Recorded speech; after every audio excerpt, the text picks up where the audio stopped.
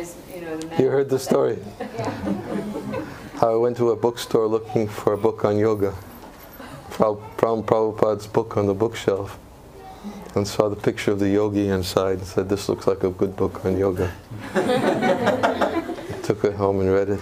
And 20 years later, I found out that one devotee went into that particular bookstore and dropped the book on the shelf and said, "I hope somebody comes and buys it." That's why you don't ever give up on distribution. You can always, book distribution is so important because you never know whose hand is going to end up in, and look, where's opportunity, results. Of course, Prabhupada said that his books were like torpedoes because you never know where they're going to land. But these days they have smart bombs, so I guess. We still have a few more days left of the month of December. Please get some inspiration from this. Go and distribute some books for us, please. Thank you so much. Thank you very much. Hare Krishna. Hare Krishna.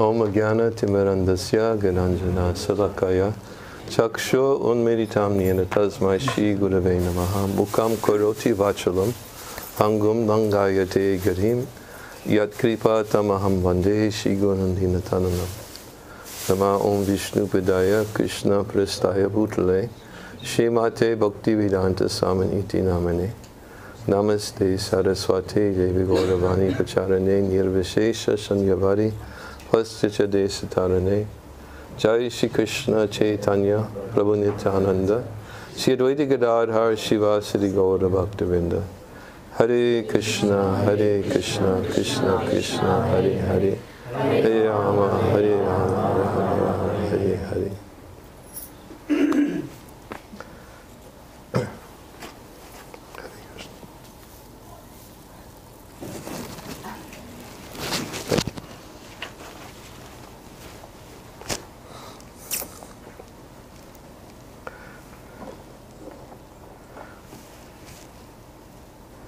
I've been reading from one verse recently.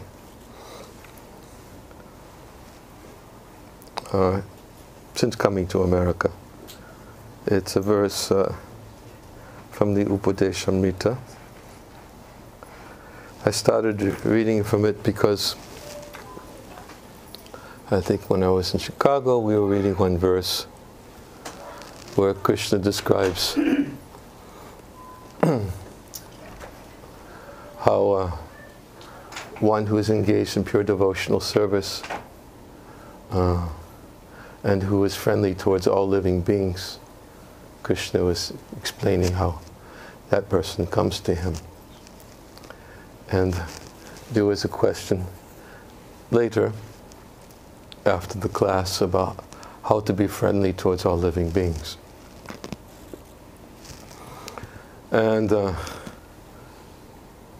I gave a limited response to that, and the next day I decided to read from this verse, the Dati Pratagunati Gunyamakyati Prichati, which describes how devotees are friendly, have friendly relationships with each other. Friendly relationships are it's described by Rupa Goswami in this verse. They're based upon the principles of love. And Prabhupada uses the word, and Rupa Goswami uses the word priti, which means, priti means affection or love. And we spoke about loving relationships with devotees because it's very difficult to conceive of how, at least not in a very elevated state of consciousness, how one can have loving relationships with all living beings. That's a very advanced platform. To be able to love all living beings, because if we understand the definition of love, as Rupa Goswami defines it, Anya Belasita Shunyam Gyana Kamanya Navitamano Kulyena Krishna no Shilanam Bhakti Rutama. He defines love as free from the motivation for both karma, some fruitive gain, and gyan, freed from the desire for mental speculation, and of course, the result of such as liberation. It's freed from those, and it's aimed exclusively, Krishna Anushilanam, exclusively for Krishna's pleasure, as Krishna desires. In other words, it's love, and Prabhupada also explains in the Bhakti Rasamrita Sindhu, in his commentaries, or summary, the Nectar Devotion, that love means to be able to repose all one's affection on one object without ever being diverted for a moment. He defines that as love. It's deep. It's an aspiration, but it can't be imitated. And Srila Prabhupada, throughout his books, he also emphasizes that until one actually understands how to love Krishna, he cannot properly understand how to love his parts and parcels, all living entities. In fact, one devotee in Chicago, when we were speaking about this principle, he asked a question about having friendly relationships with devotees, and isn't it sufficient simply to love Krishna? Or having loving relationships with other living beings. I can't remember exactly the question, but the answer I gave was an example that is given, that if a person is distant from a very large, tall mountain, such as Mount Everest, which is, many of us can think of that as a very high mountain on this planet. And if we look at Mount Everest from a distance, generally we can see just Mount Everest, because it's the highest mountain. But if we get closer, we'll see, as closer we get, the more we can see that there are many subordinate mountains connected to Mount Everest. It's not just Mount Everest. There are many other mountains, valleys, and they're all, to some degree, in varying degrees, connected to Mount Everest. It's not just isolated and there alone. So similarly, this analogy is given that sometimes we may think, yes, I have a relationship with Krishna. Krishna is everything, which is true. If we should learn how to love Krishna. But if we only see Krishna, and we don't see Krishna's devotees who are connected to him, it means we're very far away. Because that's all we can see is just Krishna, but we don't see those who are connected to him intimately. Just as if all we see is Mount Everest and we don't see the subordinate mountains, it means we're not very close. So if we want to get close to Krishna, then we should also understand that Krishna is always surrounded by his loving devotees. And although Krishna certainly can fully reciprocate with every living being, fully, and a living being can fully understand that reciprocal relationship with the Lord, if we want to get to that platform, first we have to learn how to love devotees of the Lord too, especially those who are connected to him. So it's not something cheap to love Krishna. It's not something that, although many of us aspire for it, and we should aspire for it, Srila Prabhupada has emphasized that it's the ultimate goal, is prema pamartha mahan, which is to love God. But nonetheless, if we want to actually achieve that, then we actually have to learn how to have loving relationships with the devotees of Krishna. And therefore Rupa Goswami has used this word piti lakshanam, that the way to have loving exchanges with devotees, he defines the dati patagrinati guyamakati prichtati bhungte bojayate chava sad vidham piti lakshanam.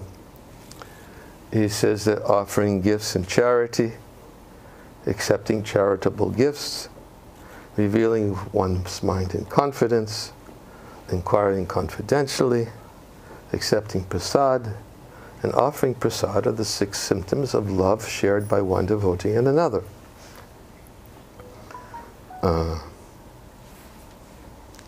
Sorry, was that my phone? No? I know, I usually turn the sound off. It wasn't my phone. Okay, just to be safe. I was going to read from my phone, that's why I had it here, but I decided I would read from the Kindle instead. It's bigger.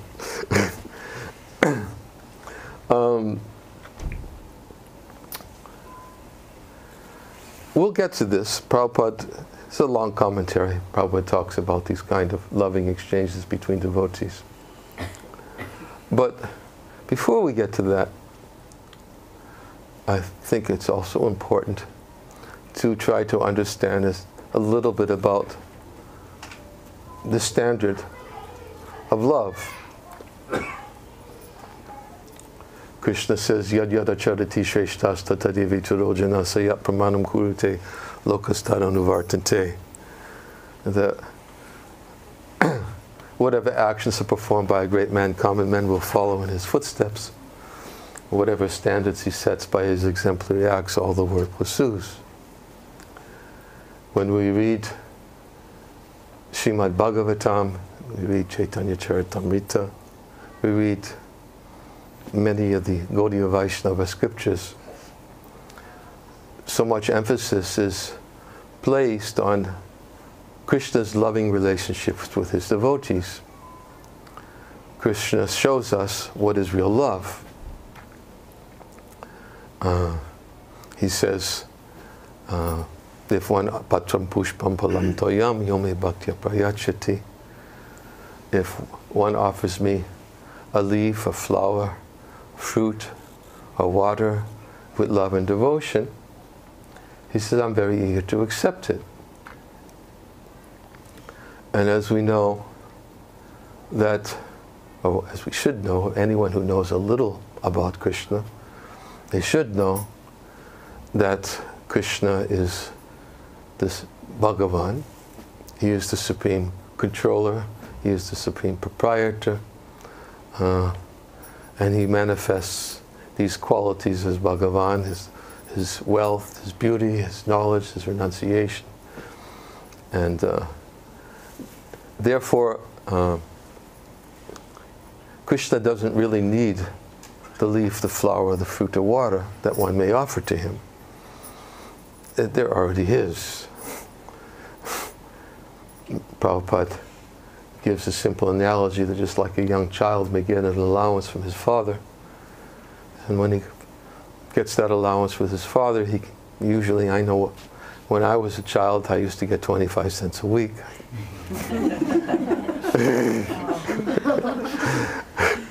And of course I would go to the penny candy store, which don't exist anymore.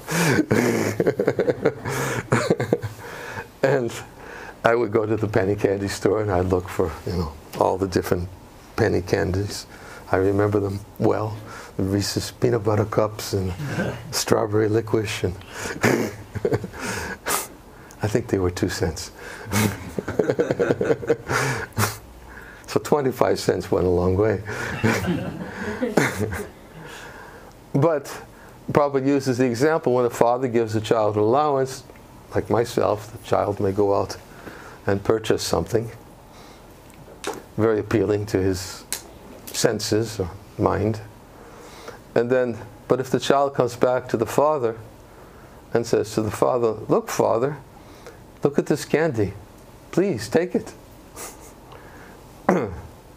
Prabhupada gives the example that the father is very enthused to accept the candy from the child.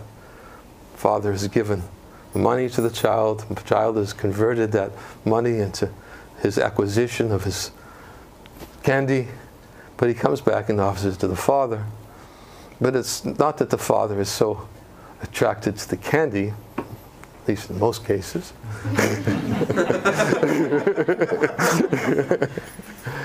But he's very attracted that, look what my son has done, or my daughter has done. He's purchased this, and now he's coming back and offering it to me. So he's very eager to accept, because it's a token of his love. The child is offering back something to the father, has been given to him to the father, by the father.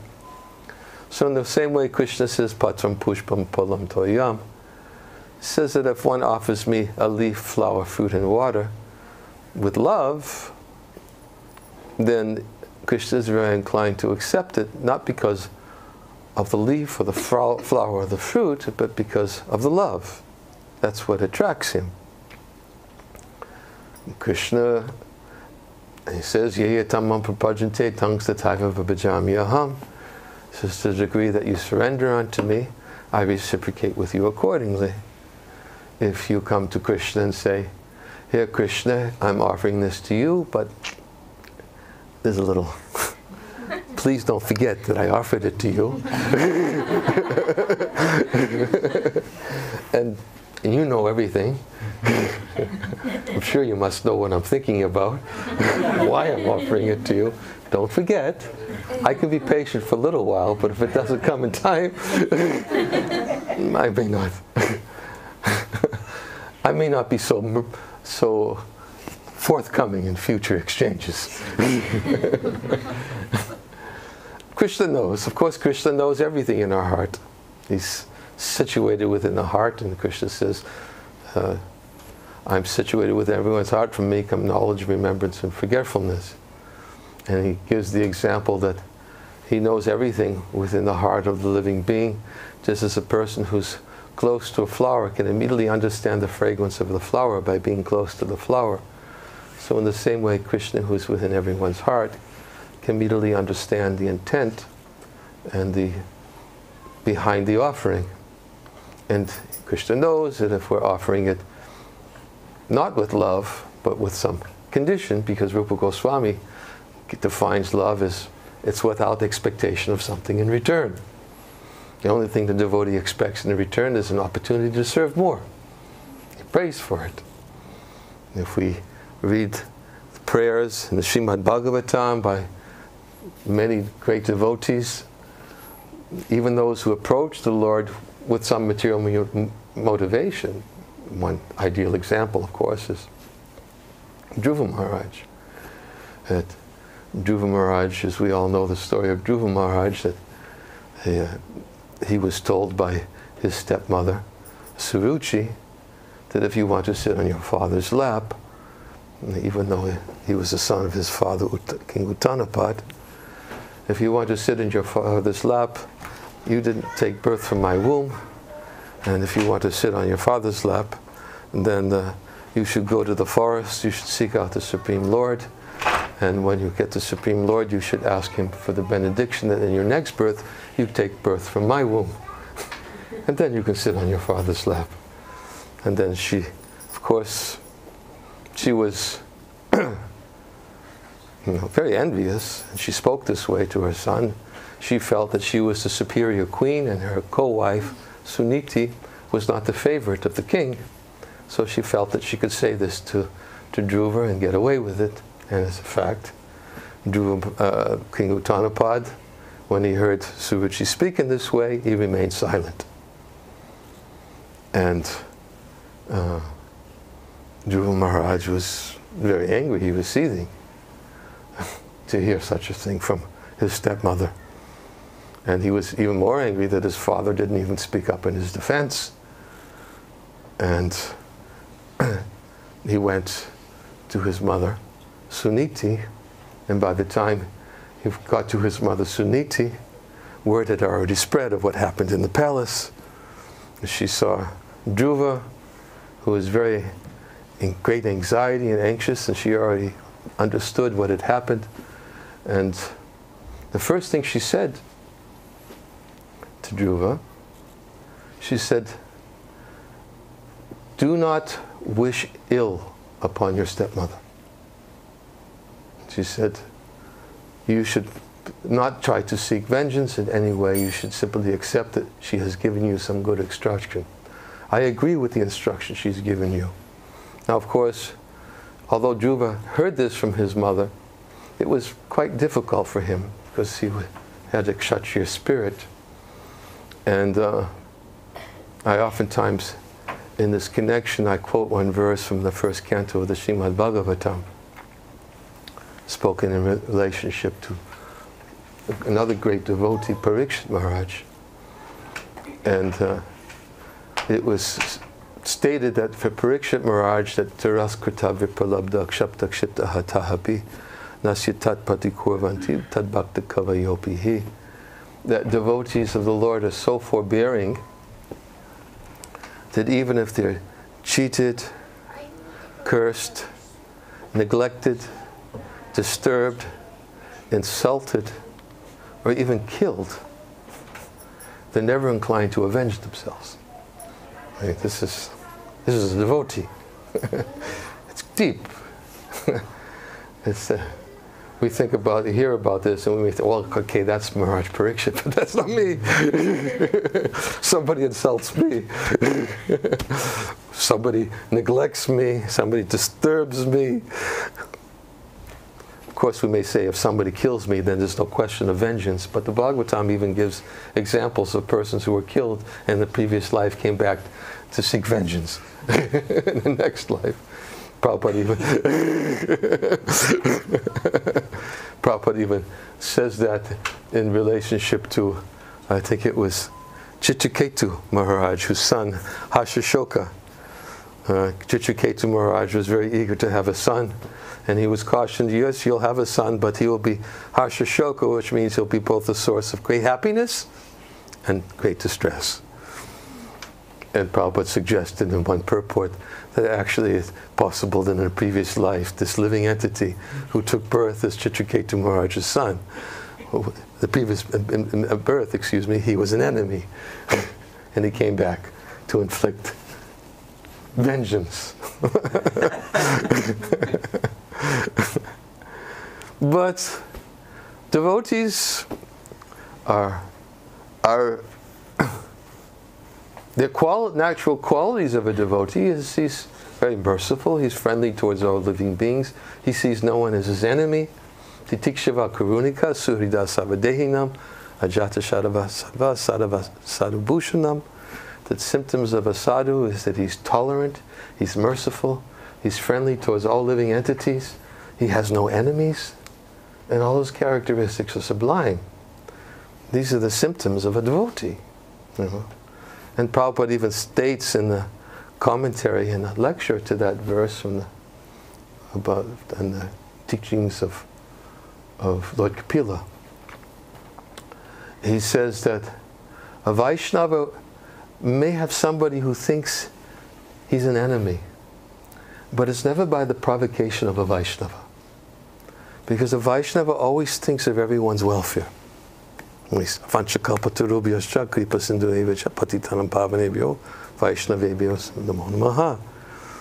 like a wish-fulfilling desire to, because a Vaishnava is always thinking of others' benefit. Prabhupada says he is paradukha-dukhi. Paradukha-dukhi means a Vaishnava, he has, personally he doesn't suffer because he's satisfied simply to serve Krishna. But he suffers when he sees others suffering. Then he suffers. That's his pain. When he sees others suffering, he's in anxiety for their suffering. And of course, he tries to help them and tries to relieve them. So a Vaishnava is never anyone's ill-wisher. And therefore, because he sees Krishna and understands that nothing can happen, not a blade of grass moves without the will of the Lord, then a Vaishnava understands that whatever happens to me is by Krishna's will. It couldn't have happened without Krishna's sanction. In fact, we used the example the other night of Dharma the bull, who was beaten by the personality of Kali. And when Parikshit Maharaj came to Dharma and saw 3 broken legs of the bull, standing on 1 leg only, he asked Dharma, who did this to you? And Dharma said, if I say who did this to me, I'll be just as guilty as the person who did it. Because nothing happens without the sanction of the Lord. So he would not actually say who did it. And Parikshit Maharaj couldn't really understand that Dharma was religiosity personified, and the saintly king's duty is to protect religious. So we understand it was his duty to find out the perpetrator and to properly punish him. But Dharma, I'll be just as guilty if I say this person caused. Nothing happens without Krishna. Not a blade of grass moves without the will of the Lord. Again, we're speaking about advanced state of consciousness. But we do need to speak about the ideal, because at least we should know what we should be aiming for. Because if we don't, if we think that to feel vengeance, to feel animosity, hatred towards somebody because of what they've done to us, it's painful to the heart. It causes so much disturbance. Although a devotee is supposed to be angry towards those who offend other devotees, but towards himself, he should be willing to accept. This is for my own. Tatenu kampam sushamekshamano bhujana evatma kritam vidbhakam hidvagva prapirvanamam namaste jiveta yos mukti pade sadaya bhak. The Lord Brahma says that one who seeks your compassion tolerates all kinds of adverse conditions due to the karma of his past misdeeds, who goes on glorifying you under all circumstances with his body, mind, and words, then mukti pade sadaya bhak. He is certainly a bona fide candidate for liberation. In fact, the words that is given is that it is his rightful claim.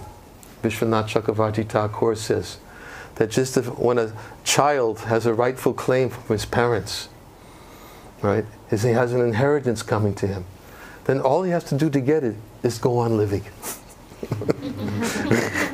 He has to live, and he gets it.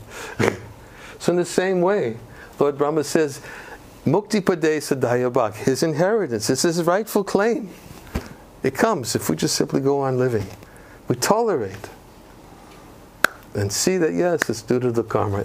As we said, it may appear to be like an advanced stage of consciousness, and it may be something that we may not have, but at least if we hear about it, and if we have faith that it exists, that it's possible by the mercy of devotees, it's possible by the mercy of the Lord to actually come to that stage, then why not hear about it?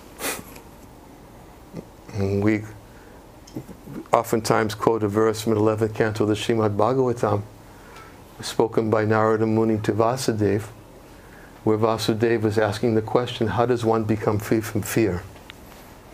And Narada Muni was explaining him the nature of devotional service, bhakti.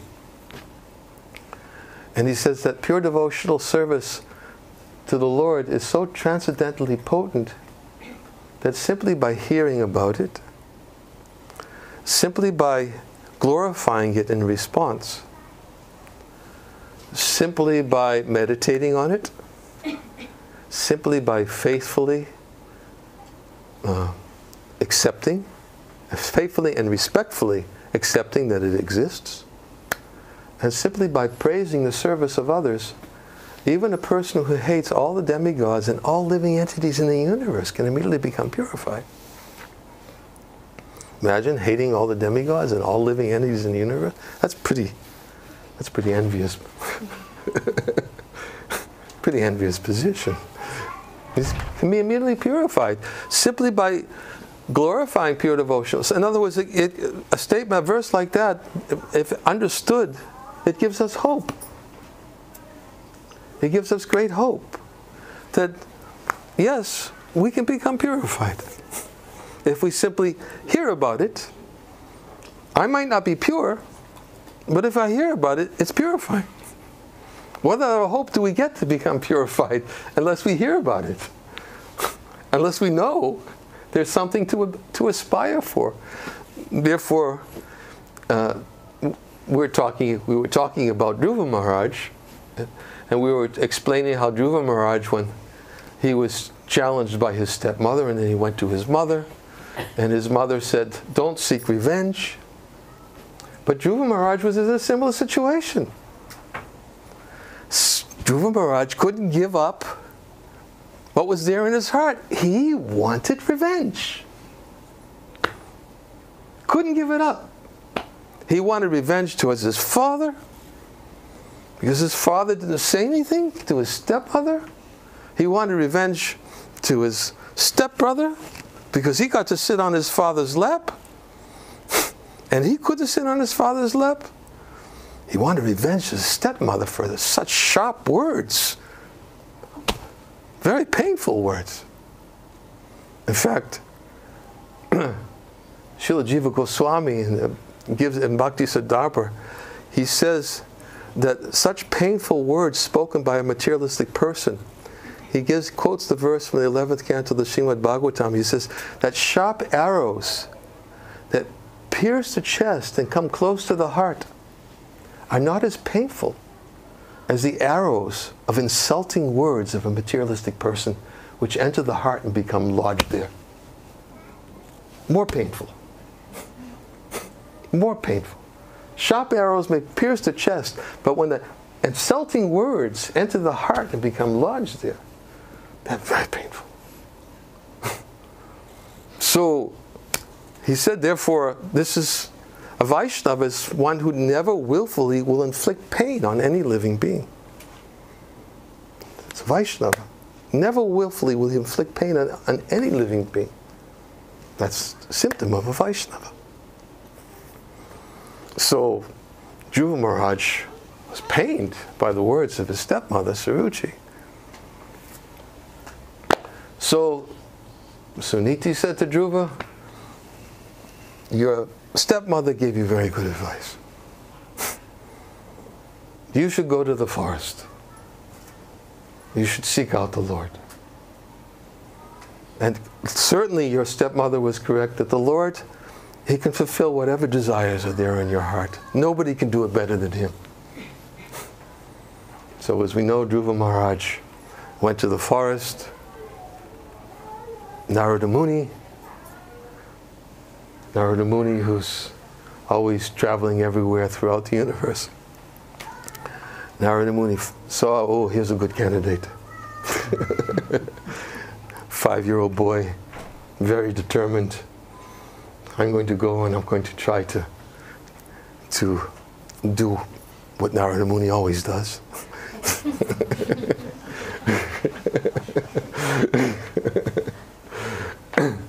So Narada Muni actually, he said to Dhruva, he gave him many instructions. He says, you're only a 5-year-old boy. Your stepmother has recommended you go to the forest and engage in mystic yogic practices, perform meditation, severe austerities. That's just the method to seek out the Lord. You know, why don't you go back and try to become peaceful, equipoised, try to become free from all misery in this world. He told him, he says, you should become like a person who's very jolly. When he sees somebody more advanced than himself, he becomes very jolly. When he sees somebody equal to himself, he becomes friendly towards him. When he sees somebody who's not as advanced as himself, he's merciful towards him. Try to understand how to be peaceful and self-satisfied in this world. And Dhruva Maharaj said, oh, your instructions sound very good, but unfortunately, they don't touch my heart.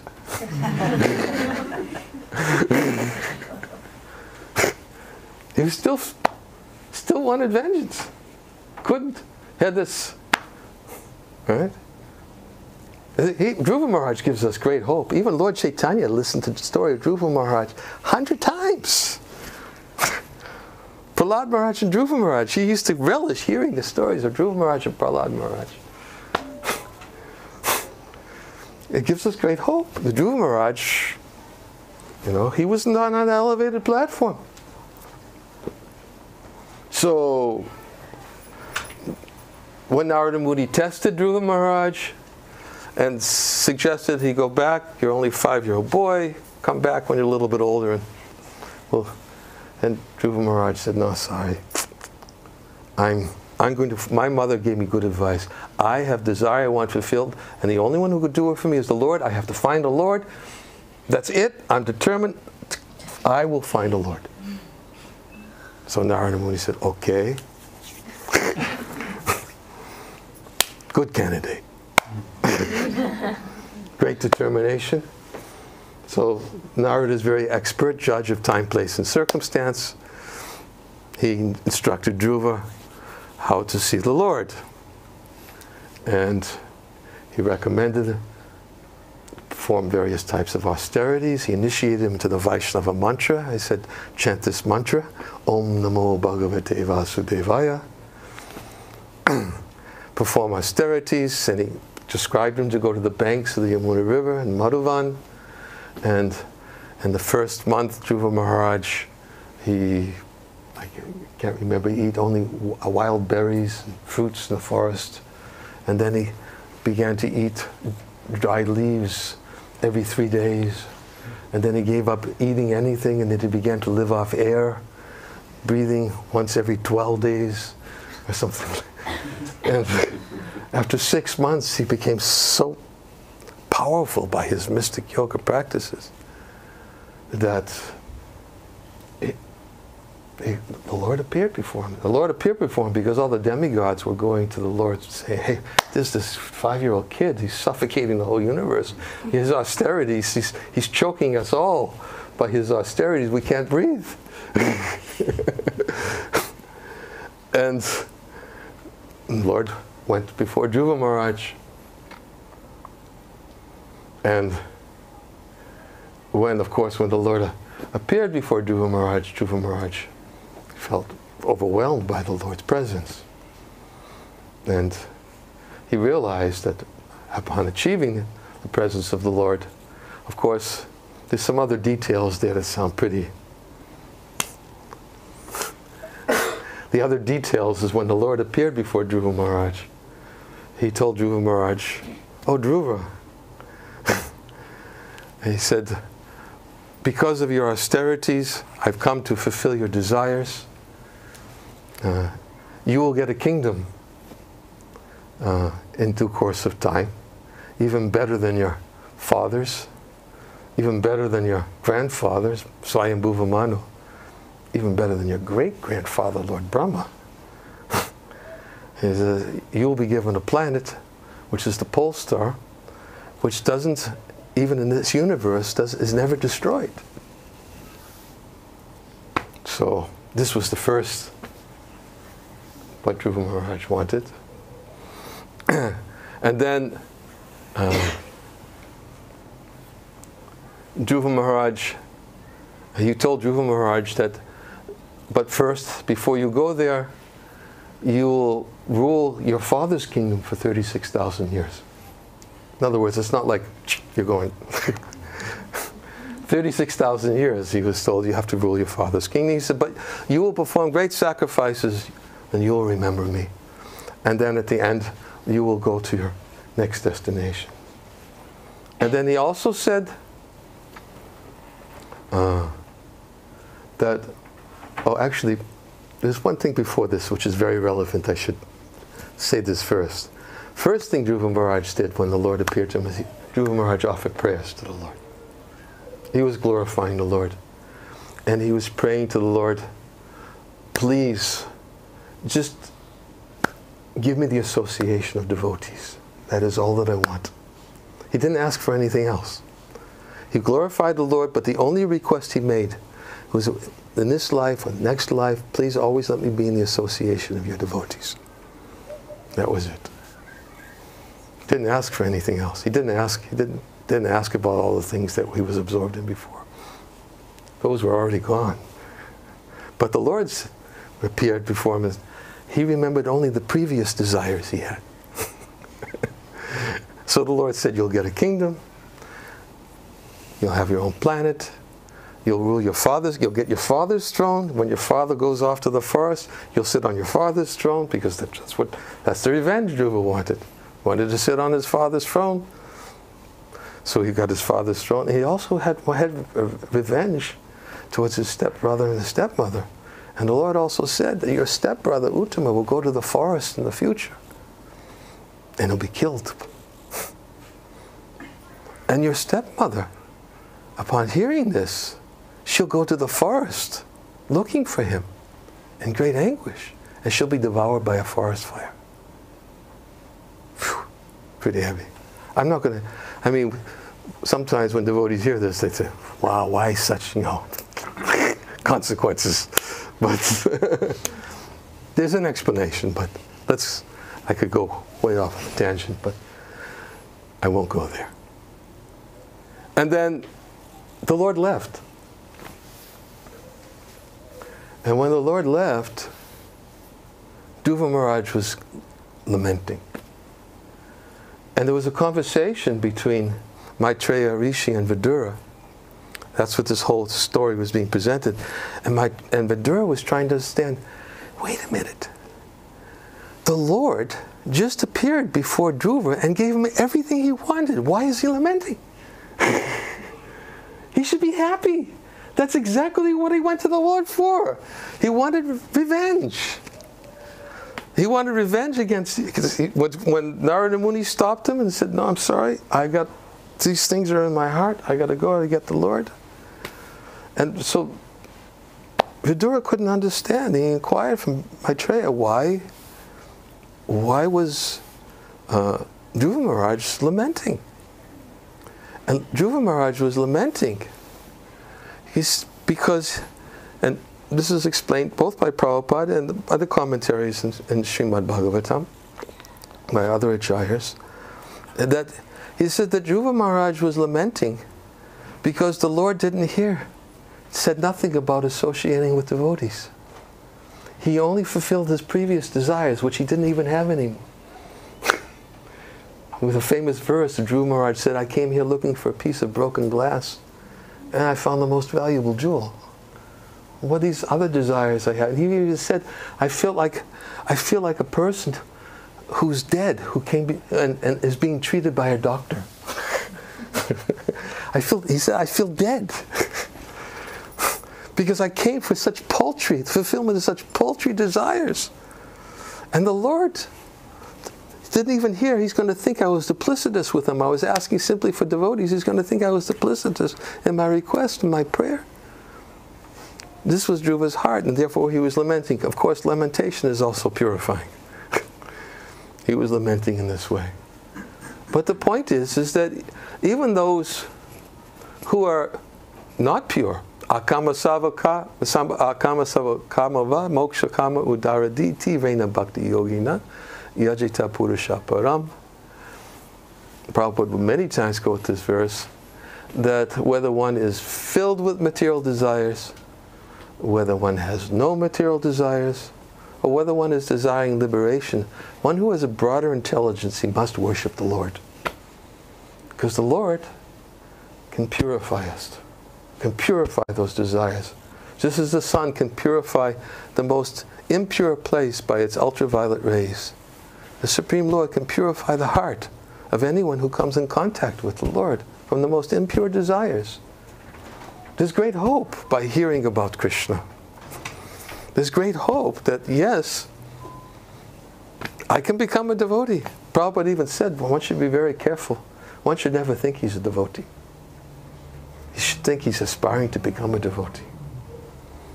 Listen, because if we think we're aspiring to become a devotee, then we're always looking to become better. But if we think we're a devotee, oh yes, I'm a devotee, I should be treated like a devotee. Or we begin to, I should get respect. Although Lord Chaitanya says, Trinada pisu nichana tarora pisu hishtana, maninda manadina, kirtanaya siddhahari. Lord Chaitanya has instructed us that if we want to chant the holy name constantly, we have to be in a humble state of mind, thinking ourselves lower than a straw on the street, devoid of all sense of false prestige, ready to offer all respects to others, but never expecting any respect for ourselves. Then we can chant Hare Krishna constantly. This is a devotee. So I always think, I want to become a devotee. I'd like to become a devotee. And how do I become a devotee? I become a devotee by serving devotees. I become a devotee by associating with devotees, as Rupa Goswami has taught us. The dati pratagrinati guyama gyati pichyati. I become a devotee by having loving relationships with devotees.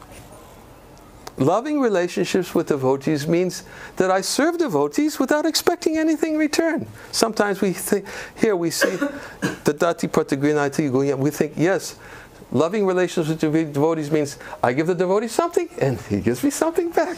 That's a loving relationship. We expect something back. But that's not love. We may get something back, but the devotee never expects it. Because as soon as you put a condition on it, it's like a mercantile relationship. I scratch your back, you scratch mine.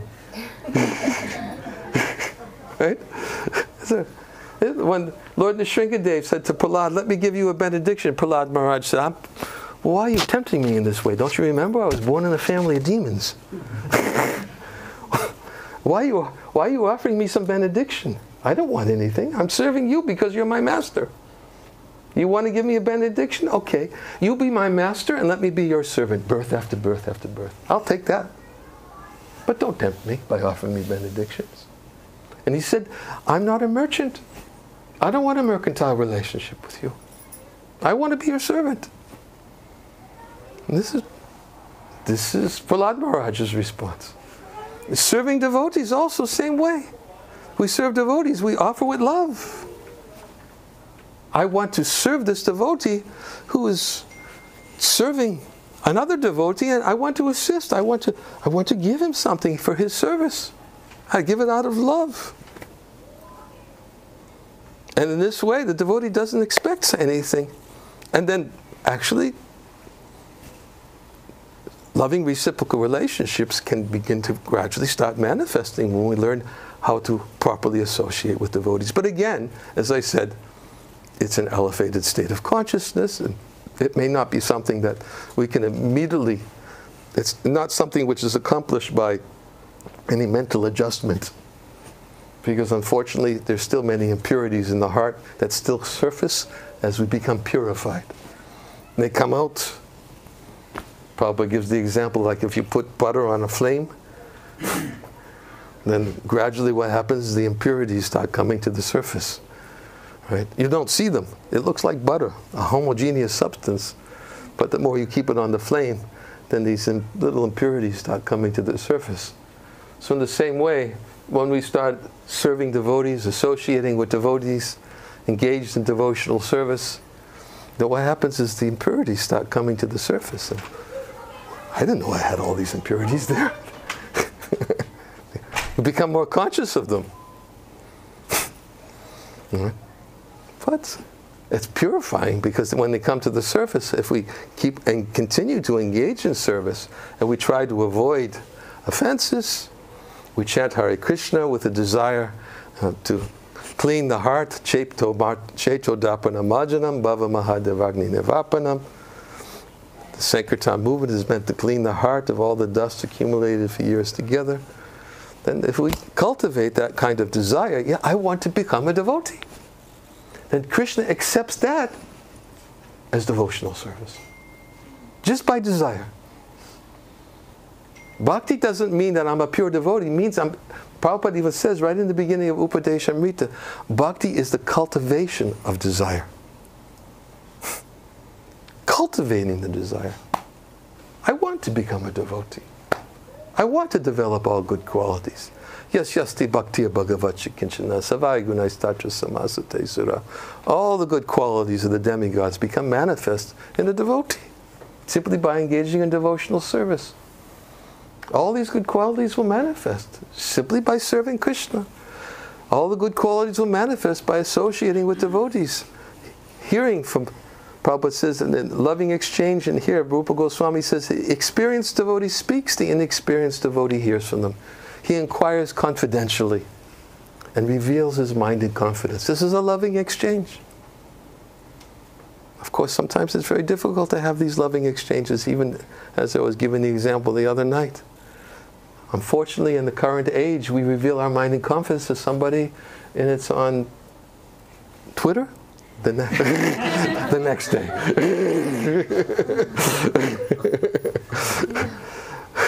All confidence is lost.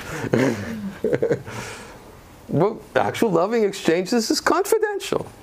And Krishna even tells Arjuna, he says, he gives knowledge, which is, he gives knowledge, more confidential knowledge, and then the most confidential knowledge. He gives most confidential knowledge to those, he says, he told Arjuna in Bhagavad Gita, what is it, 9th chapter, 1st verse, Idang tute guya tamam praviksham, guya tamam, confidential. Idang tute guya tamam praviksham yanasuyave, jnana vijnana sahitam yaj gatva mokshase subhat. Because you're never envious of me, Arjuna. I shall impart to you this most secret wisdom, knowing which you shall be relieved of all the miseries of material existence. That was Arjuna's qualification. He was not envious of Krishna. Not envious. Not envious of Krishna's devotees. Now, how to become this non-envious platform? Very difficult.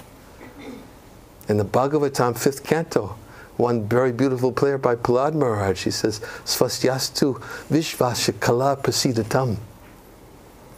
He says, he prays to Lord Nrsingadev. He says that may there be all auspiciousness through all the universe. May all envious persons become freed, become pacified. He said, may all living entities become calm by practicing bhakti yoga. For by accepting devotional service, then they will be able to think of each other's welfare. Then they'll be able to think of each other's welfare. But as long as the heart is filled with all of these impurities, it's not so easy to think of each other's welfare. So, this is the process. This is the process. So, Rupa Goswami says, the experienced devotee speaks, and the inexperienced devotee hears from them. This is loving exchange. Devotee gives gifts to another devotee out of love. And then, when he gives out of love, then the exchange is there when the devotee says, oh, I really don't need this, but I'm satisfied. I don't need so much, but I'll take it because it's offered with love. That's reciprocal. That's what Krishna does. Krishna doesn't need anything, but he takes it because it's offered with love. It's the love that completes the exchange. I want to please the devotee, and the devotee is so pleased to accept it. It's love. Of course, we may give something in return, but the devotee doesn't expect it when he offers it. And in this way, by hearing these topics from our acharyas and hearing these topics, Srimad Bhagavatam, and especially the Lord's dealings with his devotees who have love for him or are aspiring to love him, those who at least want to love him, then, as we said, bhakti is the cultivation of a desire. I want to learn how to love. I really want to learn how to love. And the best way to learn how to love is to learn how to associate with devotees and have loving exchanges with devotees. Because then otherwise we'll be just like the person who just sees Mount Everest and thinks, it's just me and Krishna. But I'm very far away. Very far away. If I want to be with Krishna, I have to learn how to associate with those who are closer to Krishna. I'll never get there. I'll always stay far away. Because if I get closer, I'll see, what are all these others doing here? They're just getting in my way. They're obstacles. They're not obstacles. They're opportunities to come closer to Krishna. They're not obstacles. We only think they're obstacles because of the obstacles in the heart. These are the obstacles. What's in the heart? This is what needs to be cleansed. Anyways, I don't know how long I'm supposed to speak for. Did I read the purport? No, I didn't even read the purport. I'll read a little bit of the purport. In this verse, Srila Rupa Goswami explains how to perform devotional activities in the association of other devotees. There are 6 kinds of activities. Giving charity to the devotees, accepting from the devotees whatever they may offer in return, whatever they may offer in return. Opening one's mind to the devotees, inquiring from them about the confidential service of the Lord, honoring prasad, or spiritual food given by the devotees, and feeding the devotees with prasad. An experienced devotee explains, and an inexperienced devotee learns from him. This is Guyam Akyati Prichyati. When a devotee distributes prasad, remnants of food offered to the Supreme Personality of Godhead, in order to maintain our spirit of devotional service, we must accept this prasad as the Lord's grace, received through the pure devotees. We should also invite pure devotees to our home, offer them prasad, and be prepared to please them in all respects. This is called Bhunkte Bojayate Chaiva. There's a long purport here. That's just one paragraph. There's some nice things. Should I read a little? I don't know what time that's supposed to go. It's okay. Thank you. Another 15 minutes? Yes. After you, Maharaj. Oh, was it? But we want to have, definitely want to have some kirtan. Yeah. Maybe I should see if anybody has any questions or comments about anything discussed. I should. First. Is that okay? Yes, Maharaj. Okay. Yeah. Good. What's your question? Let's have kid.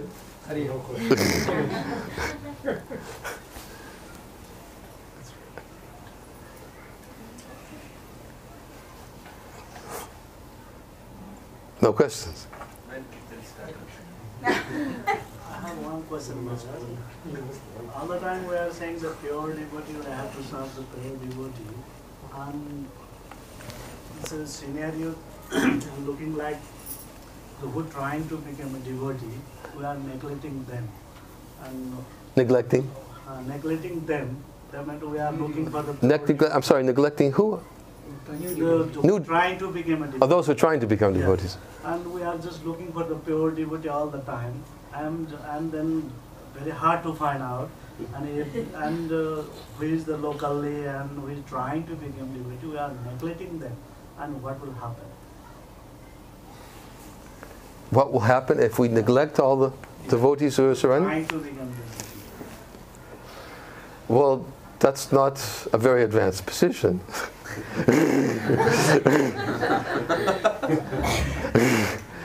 A Majjhima Bhakta is one who loves and worships the Supreme Lord. He makes friends with devotees of the Lord. Those who are innocent and who are misled, he helps them by trying to enlighten them and bring them. And those who are atheistic, who hate God and decry His existence, then it is recommended upeksha. Upeksha means neglect. We neglect them. Why do we neglect them? Because we're merciful towards them. Because if we try to preach to them, they'll simply blaspheme Krishna and His devotees, and they'll become more degraded. So we're very merciful to them. We neglect them. But within our hearts, Srila Bhaktisiddhanta says, even within our hearts, we still pray to Krishna to be merciful to them. But we don't. So those are the ones we neglect. So, but devotees, we have to learn how to have friendly relationships with devotees. And Rupa Goswami also says right here in Upadeshamrita, he says we should offer respect to those devotees who are chanting the holy names of the Lord. Their behavior may not be perfect, their achara may not be perfect example, but we still, because we are supposed, Lord Chaitanya has instructed us to offer respects to all living entities, what to speak of those who are chanting Hare Krishna. We offer respect to them within our minds, but we may keep our distance from them. But then he says those who have taken initiation and have engaged in the worship of the Lord, then we offer obeisances to them with our body. And he said, and for those persons, in fact I think it's the next verse, those persons who are devoid of the propensity of criticizing others and who are always fully engaged in serving the Lord, then we should hear from them and we should serve them. And by serving them, we learn how to associate with others as well. So yes, sometimes we think that only if I have that service to them, if I have that relationship with them, then that's the only thing that's required. But if he's actually a preacher, a Majjhima Bhakta, he's not going to tell you it's just you and me. He's going to tell you how to associate with devotees. He's going to instruct you how to associate. His most important instruction to give to his followers is Trinadapi Sunichina. Srila Bhakti Siddhanta Saraswati Thakur says that's Siddha Pranali for all Gaudiya Vaishnavas. That verse. That means to learn how to respect others and never accept respect for ourselves. So, if he's actually really merciful to you, then he's teaching you how to avoid neglecting other devotees and how to associate with them properly. So, yes, we should seek out such persons who teach us that and help us in that proper understanding of how to associate with devotees. And if one can't come to that platform, then Srila Prabhupada, of course, himself, he said, he even says right in the Bhagavad Gita, he says if one can't associate with any devotees, then let him associate with his spiritual master. But that's not what Prabhupada is teaching. It's a concession. Right? But just as Krishna gives a concession also. Krishna gives a concession to everyone. He's super soul within the heart. And if we're very persistent, he'll give a concession. He'll let the living entity fulfill his desires because the Lord is the Pramita, Anuprashta, Anumanta, and Upadrashta. He's the permitter and the witness, so he may give a concession. So the spiritual master may give a concession also. Okay, if you can't, but that's not the ideal. That's not what he's teaching. He's not teaching that. He's teaching how to associate. If he's spiritual master, that's what he's teaching.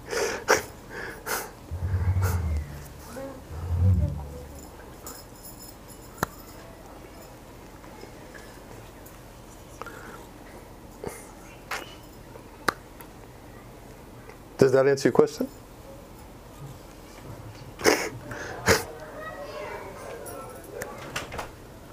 Okay. Thank you. We can have kirtan.